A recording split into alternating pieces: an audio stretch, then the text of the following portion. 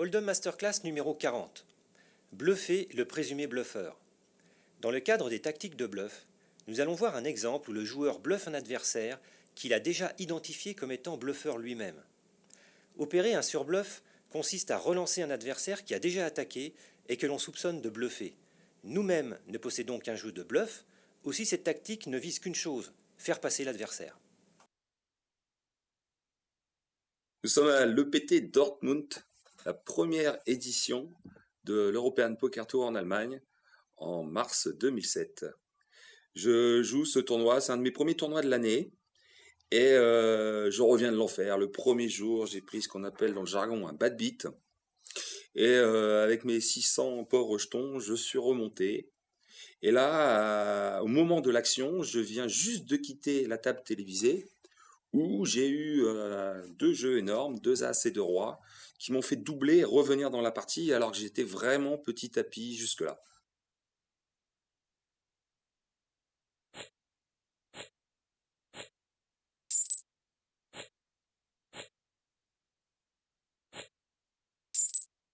Johnny Loden relance à 10 000 dans ce pot. Pour ceux qui ne le connaissent pas, Johnny Loden est un joueur scandinave. Il a fait une fortune sur Internet en jouant au poker. Même s'il a perdu le plus gros pot de l'histoire, un peu plus de 450 000 $ sur un coup, Johnny Loden est connu sous le surnom de Bad IP sur Internet. C'est un joueur très agressif, comme le sont beaucoup les Scandinaves. Johnny Loden est un joueur intelligent, très agressif. Il peut rentrer ici avec n'importe quelle main. C'est ce que nous allons voir. Johnny relance à 10 000, c'est-à-dire 2 fois et demi la big blind. J'ai As-10 de pique. Je décide de payer avec As-10. Johnny Loden peut être sur une grande variété de mains. Je décide d'aller voir un flop. Je sais qu'à ce moment-là, comme je vous l'ai dit, l'ambiance est assez tendue vu l'apparition proche de la bulle. Allons voir le flop et jouons le coup. Le flop est 8-8-3. Je n'ai pas touché mon flop. Ce flop est plutôt bon pour Johnny Loden s'il a une overpair ou évidemment un 8 qui le donnerait brelan.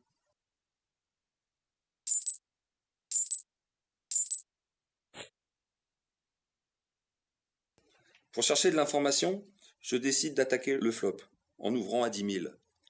C'est une sorte de block bet. En fait, je me dis, si je check et que Johnny Loden avec n'importe quelle main peut envoyer très cher, là, je pourrais plus payer. J'ai envie de voir où il est, j'ouvre 10 000 et vais agir en conséquence de son action. Très intelligemment, Johnny Loden me surrelance à 25 000.